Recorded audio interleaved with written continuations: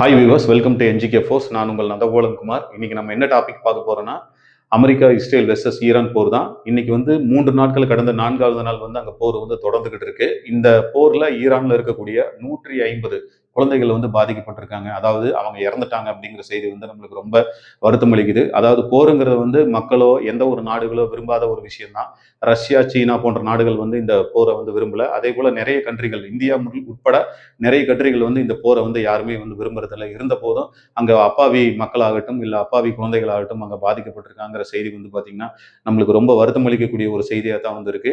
அதே சமயத்துல இன்னைக்கு உள்ள அப்டேட் என்னன்னு பாத்தீங்கன்னா, இஸ்ரேல்ல இருக்கக்கூடிய அந்த பிரதமர் அலுவலகம், அதாவது இஸ்ரேலோட பிரதமர் பெஞ்சமின் நெதன்யா அவரோட அலுவலகம் தாக்கப்பட்டிருக்கு. அதே சமயத்துல அதுக்கு பதில் தாக்குதலா பாத்தீங்கன்னா, இஸ்ரேல் பாத்தீங்கன்னா அவங்களுக்கு பக்கத்துல இருக்கக்கூடிய அண்டை நாடான லெபனான், அங்க இருக்கக்கூடிய ஹெஸ்புல்லா அப்படிங்கிற ஒரு அமைப்பு பாத்தீங்கன்னா இஸ்ரேல் மேல தாக்குதல் நடத்திட்டு இருக்காங்க. அதாவது என்னன்னா, ஈரானோட ஆதரவு நாடு தான் லெபனான். அந்த லெபனான்ல இருக்கக்கூடிய ஹெஸ்புல்லாங்கிற அமைப்பு பாத்தீங்கன்னா அவங்க மேல, அதாவது என்ன, இஸ்ரேல் மேல தாக்குதல் நடத்திக்கிட்டு இருக்காங்க. அதே சமயத்துல இன்னைக்கு இருக்கக்கூடிய அப்டேட் ஸ்டேட்டஸ்ல பாத்தீங்கன்னா, ஈரானை சுற்றி இருக்கக்கூடிய அனைத்து பகுதிகளையும் பாத்தீங்கன்னா அமெரிக்க ராணுவம் பாத்தீங்கன்னா அவங்களோட கப்பல் படையாகட்டும், இல்ல அவங்களோட ஏர்கிராஃப்ட் ஆகட்டும், இல்ல ட்ரோன்ஸ் ஆகட்டும், எல்லாத்தையும் ரெடியா நிறுத்தி வச்சிருக்காங்க. போர் கண்டினியூ ஆயிட்டு தான் வந்திருக்கு. ஸோ அவங்கள்ட்ட அதாவது என்னன்னா, ஈரான் மேல போர் தொடுக்கிறதுக்கு அமெரிக்கா பாத்தீங்கன்னா அந்த மிடில் ஈஸ்ட் கண்ட்ரிஸ் மூலியமா ஏர்கிராஃப்ட் ஆகட்டும், மிசைல்ஸ் ஆகட்டும், இல்ல ட்ரோன்ஸ் ஆகட்டும், இல்ல அவங்க ஈரான் தாக்குதல் நடத்தினா அதை தடுக்கக்கூடிய ட்ரோம், அதாவது அயன் ட்ரோம் அப்படின்னு சொல்லக்கூடிய ஒரு பாதுகாப்பு வளையங்களை எல்லாம் அவங்க சேஃப்டி மெசர்ஸ்க்காக ரெடியா நிறுத்தி வச்சிருக்காங்க. ஈரான் மேல தாக்குதல் நடத்துறது யாருன்னு பாத்தீங்கன்னா, எங்கிருந்து நடத்துறாங்க அப்படின்னு பார்த்தோம்னா, அந்த அமெரிக்க ஆதரவு நாடுகளான, அதாவது middle east countries, Kuwait, Bahrain, Qatar, Saudi Arabia போன்ற நாடுகள் பாத்தீங்கன்னா கண்டினியூஸா பாத்தீங்கன்னா அங்க இருக்கக்கூடிய அமெரிக்க ராணுவ தளவாடங்கள் மூலியமா பாத்தீங்கன்னா ஈரான் மேல தாக்குதல் நடத்திட்டு இருக்காங்க. ஸோ அதனாலதான் ஈரானோட டார்கெட் என்னவா இருக்குன்னா, அமெரிக்காவா இருக்கிறத விட இஸ்ரேல் மேலையும் சைமல்டேனியஸா பாத்தீங்கன்னா அந்த மிடில் ஈஸ்ட் கண்ட்ரிஸ் மேலையும் தாக்குதல் நடத்திட்டு இருக்காங்க. அதுல குறிப்பா சொல்ல போகணும்னா, அந்த குவைத்தில் இருக்கக்கூடிய அமெரிக்கன் ஃபைட்டர் ஜெட் அங்க குவைத்தில் தான் நிறுத்தி வச்சிருக்காங்க. அதே போல யுஏஇ, அதாவது துபாய், அபுதாபியில பாத்தீங்கன்னா அல்தாஃப் ஏர்பேஸ் அங்க நிறுத்தி வச்சிருக்காங்க. கிட்டத்தட்ட அந்த கத்தார்ல மட்டும் பாத்தீங்கன்னா மோர் தென் ஒரு 10 வருஷத்துக்கு முன்னாலேயே பாத்தீங்கன்னா இந்த முன்னேற்பட அமெரிக்கா கத்தார்ல இருக்க அவங்க அமெரிக்க ராணுவ தளவாடங்களாகட்டும், அந்த ஏர்கிராஃப்ட் ஆகட்டும், மிசைல்ஸ் ஆகட்டும், இல்ல அந்த ட்ரோன்னு சொல்லக்கூடிய ஒரு பாதுகாப்பு வளையங்களாகட்டும், இந்த இந்த ஒரு எக்யூப்மெண்ட்ஸ் எல்லாம் பாத்தீங்கன்னா ஒரு 10 வருஷத்துக்கு முன்னாலேயே முன்னேற்பட நிறுத்தி வச்சிருந்தாங்க. ஏன்னா முன்பகை அமெரிக்கா இஸ்ரேல் வெர்சஸ் ஈரான் இன்னைக்கு மட்டும் இல்ல, கிட்டத்தட்ட 1989ல இருந்து இருந்ததுனால 10 வருஷத்துக்கு முன்னாலேயே இந்த முன்னேற்பாடுகளை செஞ்சு வச்சு அங்க கிட்டத்தட்ட நம்மளோட நாலேஜுக்கு தெரிஞ்சு மோர் தென் 50 to 70,000 அமெரிக்க வீரர்கள் கூட அங்க இருந்ததா தகவல் நியூஸ்ல வந்த வண்ணம் இருக்கு. இதை நம்ம பார்த்துக்கிட்டு தான் இருக்கிறோம். இஸ்ரேல் இன்னைக்கு நடந்த தாக்குதல் நடத்துனதுல பாத்தீங்கன்னா, லெபனான்ல பாத்தீங்கன்னா அந்த ஹெஸ்புல்லாங்கிற அமைப்பு சேர்ந்த ஒரு 35 பேர் இறந்துட்டாங்க அப்படிங்கிறது மட்டும் தான் செய்தியா நம்மளுக்கு தெரியும். பட் ஆனா இதுக்கு முன்னால் உள்ள வரலாறுகளை நம்ம திரும்பி பார்க்கணும்.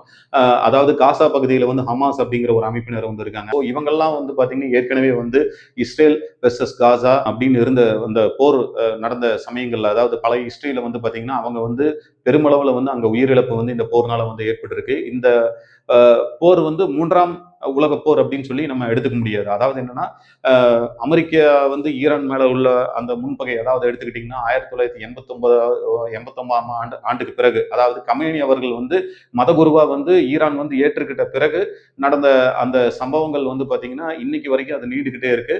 ஸோ இன்னைக்கு அது மிகப்பெரிய ஒரு போரா வெடிச்சு நடந்துகிட்டு இருக்கு. இது ஒரு வாரம், ஒரு மாசம், இல்ல அதை கடந்து நடக்குமா அப்படிங்கிறது நம்மளுக்கு தெரியல. அதே சமயத்துல ஈரான் அவ்வளவு ஒரு சாதாரண நாடு கிடையாது. அவங்க பாத்தீங்கன்னா ஒரு நியூக்ளியர் வெப்பன்ஸ்ல ஆகட்டும், ஏர்கிராஃப்ட்ல ஆகட்டும், இல்ல ஆள் இல்லாத விமானங்கள், ட்ரோன்ஸ் ஆகட்டும், அதுல ரொம்ப வலிமை வாய்ந்த நாடு தான் ஈரான். அதாவது ஈரான் என்ன சொல்றாங்கன்னா, நீங்க உங்க நாட்டுல அணு ஆயுதம் செஞ்சு நீங்க நம்பர் 1 கண்ட்ரியா இருக்குன்னு சொல்லிட்டு நீங்க எப்படி நினைக்கிறீங்களோ, அதே போலதான் எங்க நாட்டையும் நாங்க வலுப்படுத்துறதுக்காக எங்களோட சேஃப்டி மெசர்ஸ்க்காக நாங்க அணு ஆயுத தயாரிப்புல இருக்கிறோம். பட் ஆனா நாங்க இந்த எந்த ஒரு நாட்டுக்கும் இடையூறா நாங்க இல்லை அப்படிங்கிறது தான் ஈரானோட அந்த இறந்த கமேனி அப்படிங்கிற அந்த மதகுரு தலைவர் இதுக்கு முன்னால தெரிவிச்சிருந்தாரு. அது ஊடகங்கள்ல நம்ம பார்த்துக்கிட்டு தான் இருந்தோம். ஈரான்னால இஸ்ரேலுக்கு வந்து பார்த்தீங்கன்னா, அவ்வளோ பெரிய பாதிப்புகள் இல்ல அப்படின்னு சொல்லிட்டு கடந்து போயிற முடியாது. ஈரானும் வந்து தங்களோட படைபலமாகட்டும், ஏர்கிராஃப்ட் ஆகட்டும், இல்ல ஆளில்லா விமானங்கள் ஆகட்டும் மூலியமா வந்து பார்த்தீங்கன்னா, அ அ இஸ்ரேல்ல இருக்கக்கூடிய பகுதிகளான ஜெருசலேம் ஆகட்டும், தெல் அவிவ் ஆகட்டும், அந்த 2 பகுதிகளிலும் மிகப்பெரிய ஒரு பாதிப்பை வந்து ஏற்படுத்தியிருக்காங்க.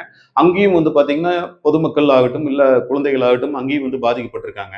நம்மளோட ஸ்டாண்ட் என்னன்னு கேட்டீங்கன்னா, மக்கள் அதாவது பொதுமக்களாகட்டும், இல்ல குழந்தைகளாகட்டும், எந்த வகையிலும் வந்து அவங்க வந்து பாதிக்கப்படக்கூடாது. இதை வந்து ஒரு சுமூக முடிவா இப்போ ஐநா கவுன்சில் ஆகட்டும், இல்ல மற்ற நாடுகள் வந்து உடனடியாக இந்த விஷயத்தை வந்து தலையிட்டு, உடனடியாக அந்த போர் நிறுத்தம் கொண்டு வரதுக்கான முயற்சிகள் வந்து எடுக்கணும் அப்படிங்கிறது தான் நம்மளோட என்ஜிகே போஸ்ட்ல வந்து நம்மளோட கருத்தா வந்து வைக்கிறோம். அதே சமயத்துல பாகிஸ்தான்ல வந்து பாகிஸ்தான்ல இருக்கக்கூடிய அமெரிக்க தூதரகம், அதாவது என்ன அமெரிக்கன் எம்பசில அங்க இருக்கக்கூடிய மக்கள் வந்து ஈரானுக்கு ஆதரவான ஒரு நிலைப்பாட்டில் வந்து போராட்டம் வந்து பண்றாங்க. அந்த போராட்டம் தவறுன்னு சொல்ல, அங்கேயும் வந்து பாத்தீங்கன்னா ஒரு 32 பேர் பாதிக்கப்பட்டதாக வந்து தகவல் வந்திருக்கு. ஒவ்வொரு மீடியால ஒரு ஒரு மாதிரியான தகவல் வந்து சொல்றாங்க.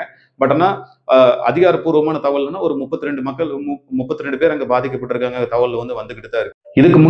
இதுக்கு முன்னால இஸ்ரேல் நடத்திய போர்ல வந்து பாத்தீங்கன்னா, ஏற்கனவே வந்து பாத்தீங்கன்னா, காசால வந்து பாத்தீங்கன்னா, பாதிக்கப்பட்டிருக்காங்க. மக்கள் பாதிக்கப்பட்டிருக்காங்க. கிட்டத்தட்ட எடுத்துக்கிட்டீங்கன்னா, ஒரு 72,000 பேருக்கு மேல அங்க வந்து பாதிக்கப்பட்டிருக்காங்க.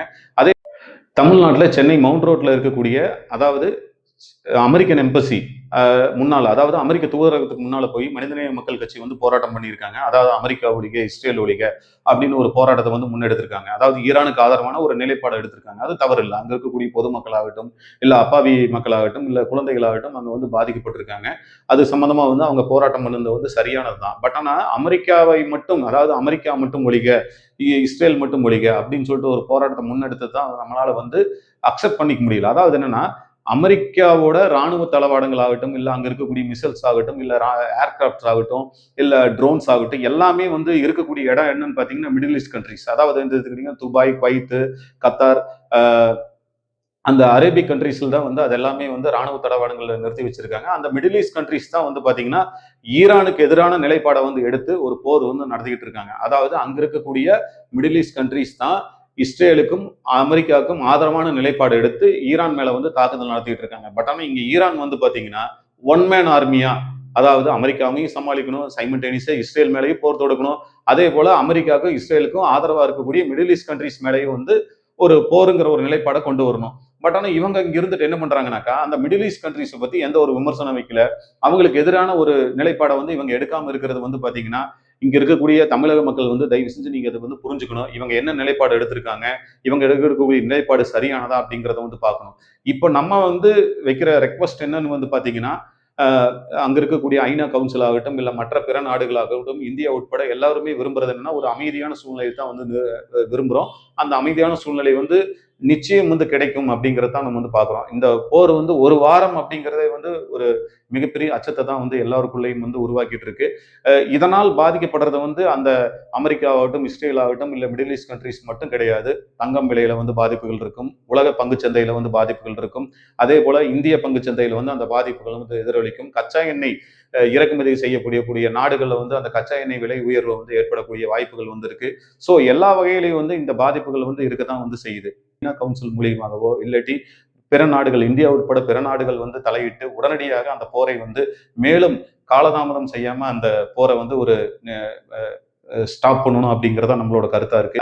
ஏற்கனவே வந்து நம்ம ஒரு வீடியோ வந்து பதிவு செஞ்சிருந்தோம். ஒரு ஷார்ட் வீடியோவா வந்து போட்டிருந்தோம். அதுல வந்து பாத்தீங்கன்னா ஈரானோட அந்த சுப்ரீம் லீடர் வந்து பாத்தீங்கன்னா குழந்தை கூட எவ்வளவு அன்பா இருக்காரு அப்படிங்கிறத வந்து நம்ம வந்து காட்டியிருந்தோம். அதே போல இளைஞர்கள் கிட்ட வந்து பாத்தீங்கன்னா எவ்வளவு அன்பா இருக்காரு அப்படிங்கிறத வந்து காட்டியிருந்தோம்.